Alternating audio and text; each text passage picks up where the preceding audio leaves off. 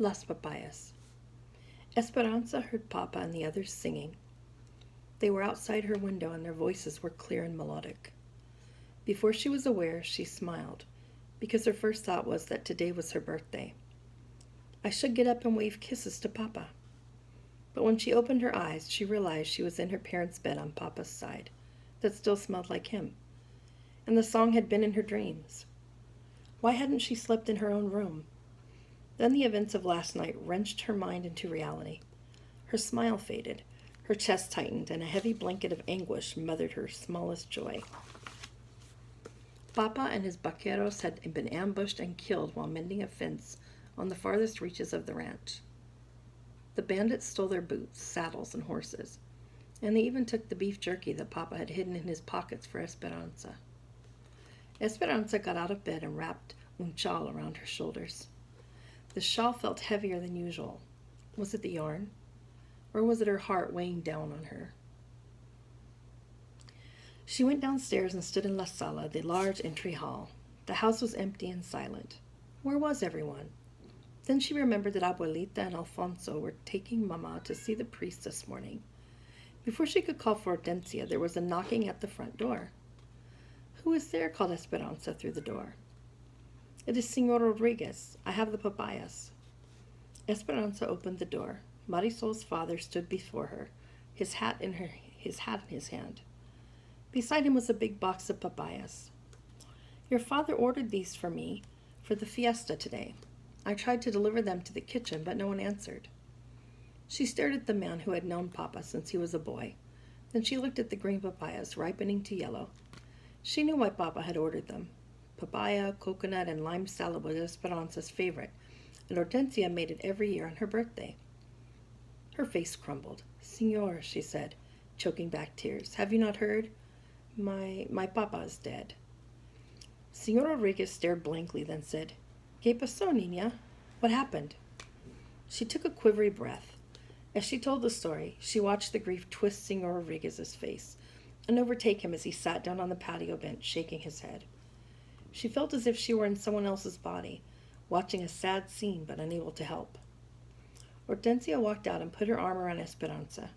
She nodded to Señor Rodriguez, then guided Esperanza back up to the stairs to the bedroom. "He ordered the papayas," sobbed Esperanza. "I know," whispered Hortensia, sitting next to her on the bed and rocking her back and forth. "I know." The rosaries, masses, and funeral lasted 3 days. People whom Esperanza had never seen before came to the ranch to pay their respects. They brought enough food to feed 10 families every day, and so many flowers that the overwhelming fragrance gave them all headaches, and Hortensia finally put the bouquets outside. Marisol came with Señor and Señora Rodriguez several times. In front of the adults, Esperanza modeled Mama's refined manners, accepting Marisol's condolences. But as soon as they could, the 2 girls excused themselves and went to Esperanza's room, where they sat on her bed, held hands, and wept as one. The house was full of visitors and their polite murmurings during the day. Mama was cordial and attentive to everyone, as if entertaining them gave her a purpose. At night, though the house emptied, the rooms seemed too big without Papa's voice to fill them, and the echoes of their footsteps deepened their sadness. Abuelita sat by Mama's bed every night and stroked her head until she slept. Then she would come around to the other side and do the same for Esperanza.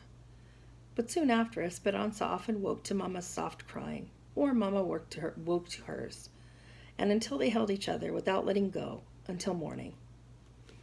Esperanza avoided opening her birthday gifts. Every time she looked at the packages, they reminded her of the happy fiesta she was supposed to have. One morning, Mama finally insisted, saying Papa would have wanted it. Abuelita handed Esperanza a gift, and Esperanza methodically opened them and laid them back on the table. A white purse for Sundays, with a rosary inside from Marisol, a robe of blue beads from Chita, the book Don Quixote from Abuelita, a beautiful embroidered dresser scarf from Mama for someday. Finally, she opened the box she knew was the doll. She couldn't help thinking that it was the last thing Papa would ever give her. Hands trembling, she lifted the lid and looked inside the box. The doll wore a fine white batiste dress and a white lace mantilla over her black hair. Her porcelain face looked wistfully at Esperanza with enormous eyes, Oh, she looks like an angel, said Abuelita, taking her handkerchief from her sleeve and blotting her eyes. Mama said nothing but reached out and touched the doll's face. Esperanza couldn't talk. Her heart felt so big and hurt so much that it crowded out her voice. She hugged the doll to her chest and walked out of the room, leaving all the other gifts behind. Tio Luis and Tio Marco came every day and went into Papa's study to take care of the family business. At first they stayed only a few hours, but soon they became like La Calabaza, the squash plant in Alfonso's garden, whose giant leaves spread out, encroaching upon anything smaller. The uncles eventually stayed each day until dark, taking all their meals at the ranch as well. Esperanza could tell that Mama was uneasy with their constant presence. Finally, the lawyer came to settle the estate. Mama, Esperanza, and Abuelita sat properly in their black dresses as the uncles walked into the study. A little too loudly, Tio Luis said, "Ramona, grieving does not suit you. I hope you will not wear black all year." Mama did not answer but maintained her composure. They nodded to Abuelita, but as usual said nothing to Esperanza. The talk began about bank loans and investments. It all seemed so complicated to Esperanza, and her mind wandered. She had not been in this room since Papa died. She looked around at Papa's desks and books. Mama's basket of crocheting with the silver crochet hooks that Papa had bought her in Guadalajara. The table near the door that held Papa's rose clippers, and beyond the double doors, his garden. Her uncle's papers were strewn across the desk. Papa never kept his desk that way. Tio Luis sat in Papa's chair as if it were his own, and then Esperanza noticed the belt buckle. Papa's belt buckle on Tio Luis's belt. It was wrong. Everything was wrong. Tio Luis should not be sitting in Papa's chair. He should not be wearing Papa's belt buckle with the brand of the ranch on it. For the 1,000th time she wiped the tears that slipped down her face, but this time they were angry tears. A look of indignation passed between Mama and Abuelita. Were they feeling the same? "Ramona," said the lawyer, "your husband, Sixto Ortega, left this house and all of its contents to you and your daughter. You will also receive the yearly income from the grapes. As you know, it is not customary to leave land to women, and since Luis was the banker on the loan, Sixto left the land to him." "Which makes things rather awkward," said Tio Luis. "I am the bank president and would like to live accordingly. Now that I own this beautiful land, I would like to purchase the house from you for this amount." He handed Mama a piece of paper. Mama looked at it and said, "This is our home. My husband meant for us to live here. And the house, it is worth 20 times this much. So no, I will not sell. Besides, where will we live?" "I predicted you would say no, Ramona," said Tio Luis, "and I have a solution to your living arrangements. A proposal, actually. One of marriage." "Who is he talking about?" thought Esperanza. "Who would marry him?" He cleared his throat. "Of course, we would wait the appropriate amount of time out of respect for my brother. 1 year is customary, is it not? Even you can see that with your beauty and reputation and my position at the bank, we could be a very powerful couple. Did you know that I, too, have been thinking of entering politics? I am going to campaign for governor, and what one would not want to be the governor's wife?" Esperanza could not believe what she heard. Mama marry Tio Luis? Marry a goat? She looked wide-eyed at him and then at Mama. Mama's face looked as if it were in terrible pain.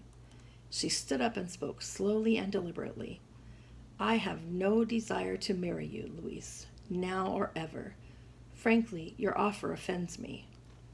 Tio Luis's face hardened like a rock, and the muscles twitched in his narrow neck. "You will regret your decision, Ramona. You must keep in mind that this house and those grapes are on my property.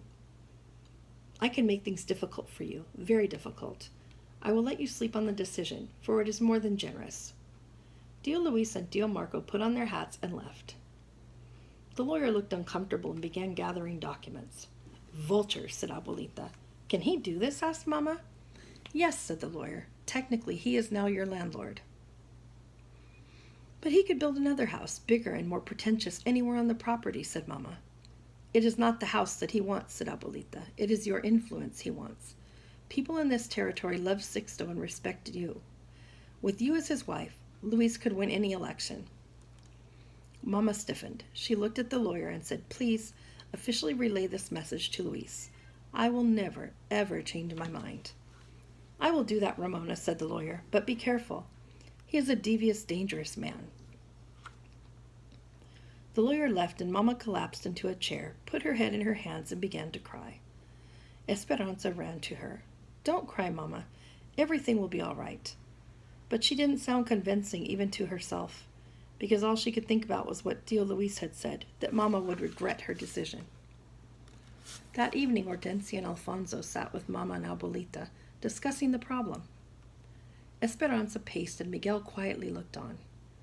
"Will the income from the grapes be enough to support the house and the servants?" said Mama.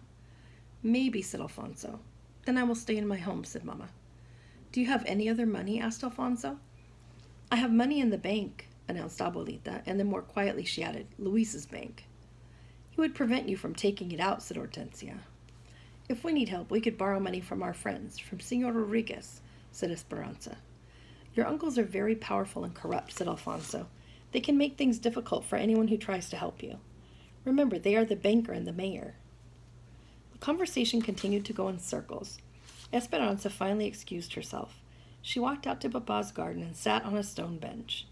Many of the roses had dropped their petals, leaving the stem and the rosehip, the green grape-like fruit of the rose. Abuelita said the rosehip contained the memories of the roses, and that when you drank tea made from it, you took in all the beauty that the plant had known. These roses have known Papa, she thought. She would ask Hortensia to make rosehip tea tomorrow. Miguel found her in the garden and sat beside her. Since Papa died, he had been polite but still had not talked to her. "Ansa," he said, using her childhood name, "which rose is yours?" In recent years, his voice had become a deep throttle. She hadn't realized how much she missed hearing it. The sound brought tears to her eyes, but she quickly blinked them away. She pointed to the miniature pink blooms with delicate stems that climbed up the trellises. "And where is mine?" asked Miguel, nudging her like he did when they were younger and told each other everything. Esperanza smiled and pointed to the orange sunburst next to it. They had been young children the day Papa had planted one for each of them. "What does it all mean, Miguel?" "There are rumors in town that Luis intends to take over the ranch, one way or the other. Now that it seems true, we will probably leave for the United States to work." Esperanza shook her head as if to say no. She could not imagine living without Hortensia, Alfonso, and Miguel. "My father and I have lost faith in our country. We were born servants here, and no matter how hard we work, we will always be servants. Your father was a good man. He gave us a small piece of land and a cabin. But your uncles, you know their reputation. They would take it all away from us and treat us like animals. We will not work for them. The work is hard in the United States, but at least there we have a chance to be more than servants. But Mama and Abuelita, we need you. My father says he won't leave until it is necessary." He reached over and took her hand. "I'm sorry about your Papa." His touch was warm, and Esperanza's heart skipped. She looked at her hand in his and felt the color rushing to her face. Surprised at her own blush, she pulled away from him. She stood and stared at the roses. An awkward silence built a wall between them. She glanced quickly at him. He was still looking at her with eyes full of hurt. Before Miguel left her there, he said softly, "You were right, Esperanza. In Mexico, we stand on different sides of the river." Esperanza went up to her room, thinking that nothing seemed right. She walked slowly around her bed, running her hand over the finely carved posts. She counted the dolls lined up on her dresser, 13, one for each birthday. When Papa was alive, everything was in order, like the dolls lined up in a row. She put on a long cotton nightgown with hand-sewn lace, picked up the new doll, and walked to the open window. Looking out over the valley, she wondered where they would go if they had to live somewhere else. They had no other family except Abuelita's sisters, and they were nuns in a convent. "I won't ever leave here," she whispered. A sudden breeze carried a familiar pungent smell. She looked down into the courtyard and saw the wooden box still sitting on the patio. It held the papayas from Señor Rodriguez, the ones that Papa had ordered, that should have been served on her birthday. Their overripe sweetness now pervaded the air with each breath of wind. She crawled into bed beneath the linens edged with lace. Hugging the doll, she tried to sleep, but her thoughts kept returning to Tio Luis. She felt sick at the thought of Mama marrying him. Of course she had told him no. She took a deep breath, still smelling the papayas and Papa's sweet intentions. Why did Papa have to die? Why did he leave me and Mama? She closed her eyes tight and did what she tried to do each night. She tried to find the dream, the one where Papa was singing the birthday song.